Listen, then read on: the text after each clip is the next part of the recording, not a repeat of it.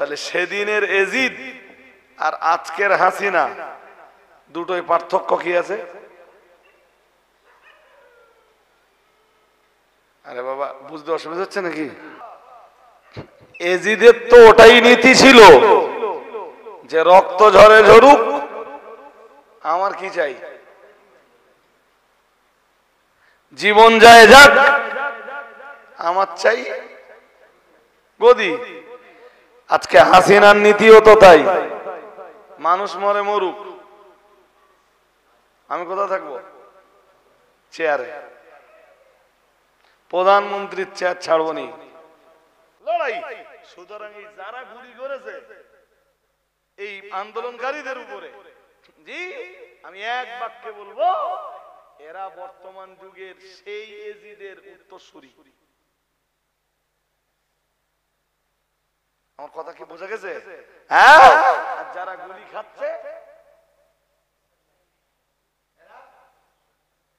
এরা সেই হযরত ইমাম হোসেন রাদিয়াল্লাহু তাআলা আনহুর উত্তরসূরি। যদি এদের নিয়তে কার কি নিয়ত আছে আল্লাহ ভালো জানেন, এদের নিয়তে স্বচ্ছতা থাকলে আল্লাহ এদেরকে শহীদের মর্যাদা দান করবেন। আর ভাই একবার দেশের জনগণ যদি খেপে যায় না, তা সে প্রতিরোধ করা খুব, বলুন, আর প্রতিরোধ করতে গেলে জীবন যাবে, রক্ত ঝরবে। পুলিশ বা সেনাবাহিনী হয়তো সেটাকে কবজায় আনতে পারবে, কিন্তু রক্তও যাবে, জীবনও যাবে, যা বাংলাদেশে হচ্ছে। এ বোধহয় এখানে এসে দেখছিলাম এ পর্যন্ত 174 জন মারা গেছে।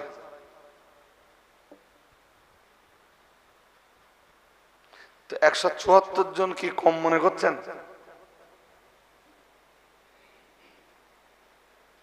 এবং এখনো কি হবে আল্লাহ মালুম। মানে একজন মহিলা দেশের জন্য কতটা সর্বনাশ ডেকে আনতে পারে, হাসিনা তার এক দৃষ্টান্ত। আমি সব মহিলার কথা বলিনি, বলো ভাই।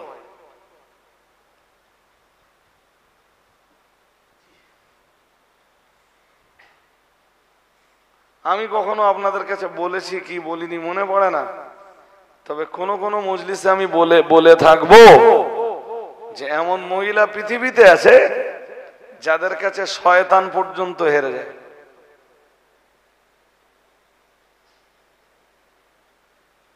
বাংলাদেশের পরিস্থিতি কতটা ভয়াবহ না হলে সর্বত্র সেনাবাহিনী নামাতে হয়েছে। সারা দেশ জুড়ে সেনাবাহিনী নেমেছে, সারা দেশে কারফিউ চলছে।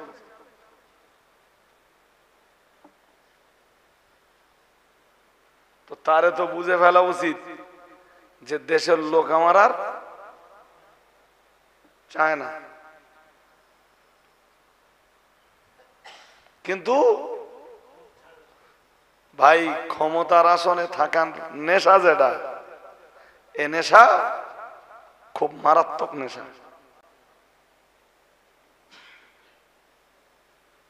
মানুষ মরে মরুক, আমার গদি চাই। কি চাই?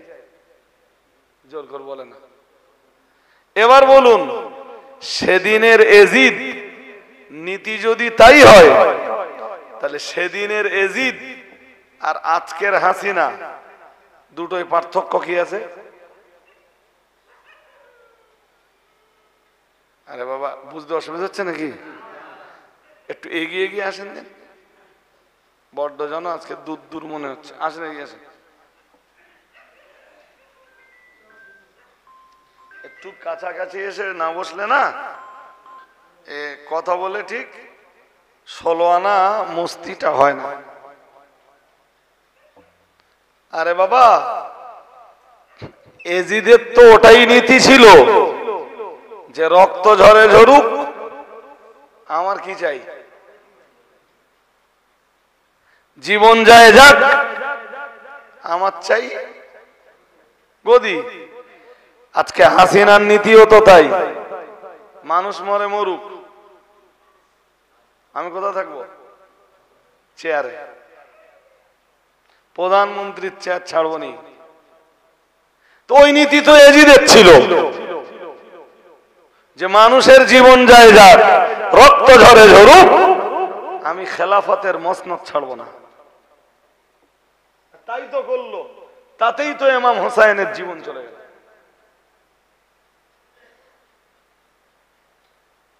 আজও অন্যায়ের বিরুদ্ধে লড়লে এই জমানার এজিদ যারা আছে তাদের বিরুদ্ধে লড়লে ওরকম হাজারো হোসাইনের জীবন চলে যাবে।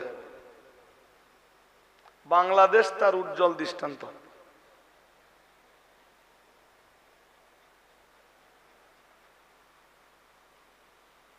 জি, যে কারণে ভাই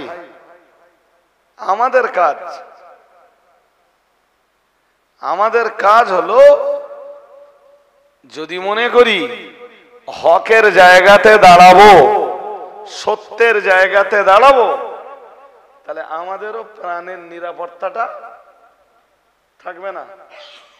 এজিদ বাহিনীর যে কেউ আপনাকেও উড়িয়ে দিতে পারে, যে কেউ যখন তখন উড়িয়ে দেবে। আরে বাবা, সহজ কথায় যাদের কাছে আসন, গদি বা চেয়ারের চাইতে মানুষের জীবনের মূল্য কম, আর মানুষের জীবনের রক্ত আর জীবনের মূল্যের চাইতে যাদের কাছে চেয়ারের মূল্য, মসনদের মূল্য, গদির মূল্য বেশি, তারা যখন তখন যাতা করতে পারে।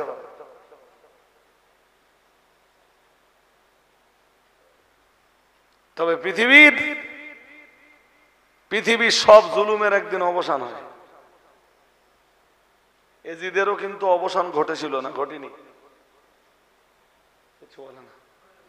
এজিদ ধ্বংস হয়নি? নেই তো।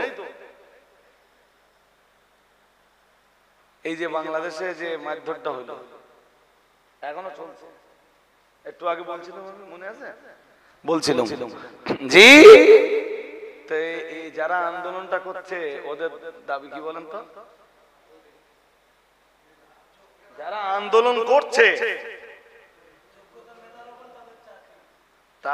তাদের আন্দোলনের মূল বক্তব্য হলো যে এদেশের সরকার চাকরি দিক যোগ্যতা আর মেধার উপরে ভিত্তি করে। যোগ্যতা, আমাদের দেশেও জানেন এসসি এসটি কোটা আছে, খবর রাখেন বাবু। ওদের জন্য কোটা রাখা আছে না? এই অ্যাকচুয়াল কোটা প্রথা বলো, ইসলাম সমর্থন করে না। ইসলাম কি চায় বলুন তো? যোগ্যতা যার, চেয়ার।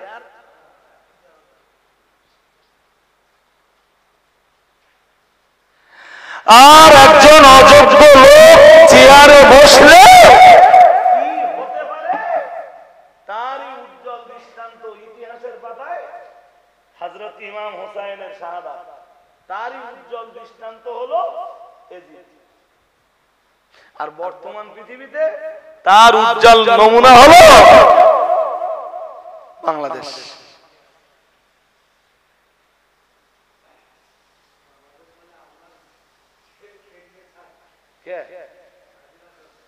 বাংলাদেশের লোকরা আমার তেলায় যাওয়ার জন্য আল্লাহ শুকরিয়া আদায় করে বলছি, বাংলাদেশে আমার ভালোবাসার অনেক মানুষ আছে। হ্যাঁ, দেখেন দিন যদি এজিদ বাহিনী হোসাইনকে শহীদ করতে পারে, তো এই যুগের এজিদরা এই জমানার হোসাইনদের কেন জেলখানায় ঢোকাতে পারবে না? আমার কথা বুঝতে পারেননি? প্রত্যেক যুগে কিছু এজিদ থাকবে, আর প্রত্যেক জমানায় কিছু হোসাইনও থাকবে। সেই সব হোসাইনরা যেই অন্যায়ের বিরুদ্ধে মুখ খুলবে, সেই তাদের মানে তখনই তাদের হয় হয় তাদের রক্তপাত ঘটানো হবে, নইলে কারাগারে দেওয়া হবে, নইলে মৃত্যুদণ্ড দেওয়া হবে, যেটা সাইদির কপালে জুটলো। হ্যাঁ বলবেন তো, ভুলে গেছেন? সাইদিরে কারাগারে থাকা অবস্থায় মেরে দিলে তো।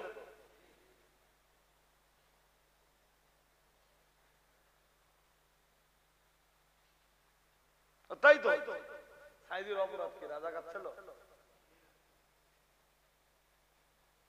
সাইদি সাহেবের বিরুদ্ধে মামলা দেওয়া হয়েছিল ধর্ষণের মামলা, লোকের ঘর জ্বালিয়ে দেওয়ার মামলা, এরকম গুচ্ছ গুচ্ছ মামলা সাইদি সাহেবের নামে।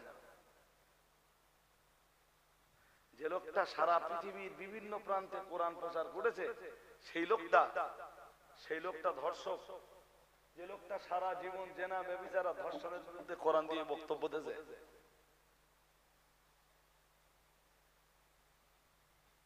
সাইদি সাহেবের পক্ষে যারা সাক্ষী দিতে যাবে,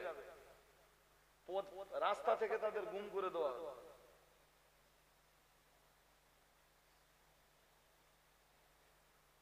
তবে এজিদের জুলুম বলো বেশি দিন স্থায়ী হয়নি, হিটলারিও বেশি দিন টিকে। নরেন্দ্র মোদী বড্ড দাপট দেখাতি এবার শুয়ে পড়ার মতো হয়ে গেছে। হ্যাঁ না, জোর করে বলেন। হ্যাঁ, সামনের বার দেখবেন ভারতবর্ষের মানুষ পুরো শুয়েই দেবে।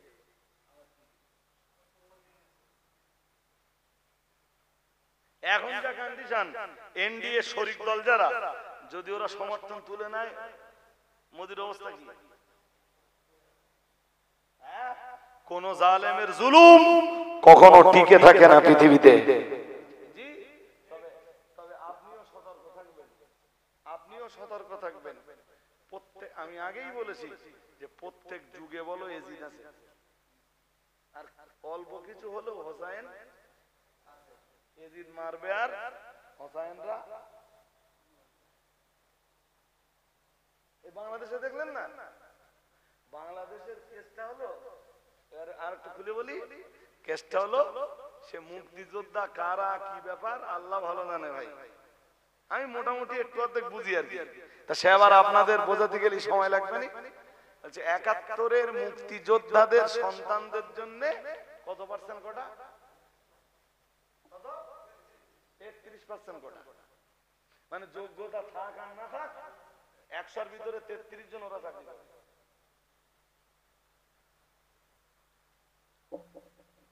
তাহলে গুরুত্ব দেওয়া হচ্ছে যোগ্যতা না না মানে গুরুত্ব দেওয়া হচ্ছে মুক্তিযোদ্ধার সন্তানদের?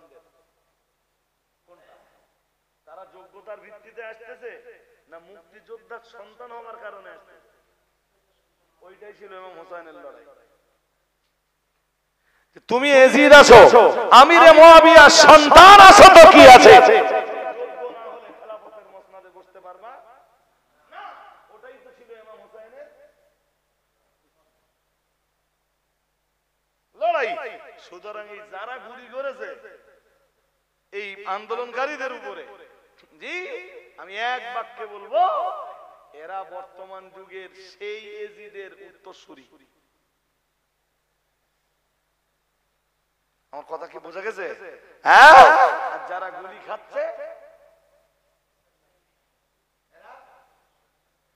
এরা সেই হযরত ইমাম হোসেন রাদিয়াল্লাহু তাআলা আনহুর উত্তরসূরি। যদি এদের নিয়তে, কার কি নিয়ত আছে আল্লাহ ভালো জানেন, এদের নিয়তে স্বচ্ছতা থাকলে আল্লাহ এদেরকে শহীদের মর্যাদা দান করবেন। জি আমার অনুরোধ ভাই সাহেব, ইমাম হোসেনের কারবালার ইতিহাস অনেক বড়। শুধু কারবালার ইতিহাস আমার এখন আর ভাই ওই ইতিহাস ঘাটার মানে কি বলবো বলেন দিন, এক কথাই বলছি, ইতিহাস ঘাটার মতো ধৈর্য থাকে না। আর বরাবরই আমি ইতিহাসের উপর একটু দুর্বল ছিলাম, আমার খুব ভালো লাগবে। এখন ওই এখানে শুয়ে কারবালার ইতিহাস একটুখানি পড়ছিলাম, একটুখানি।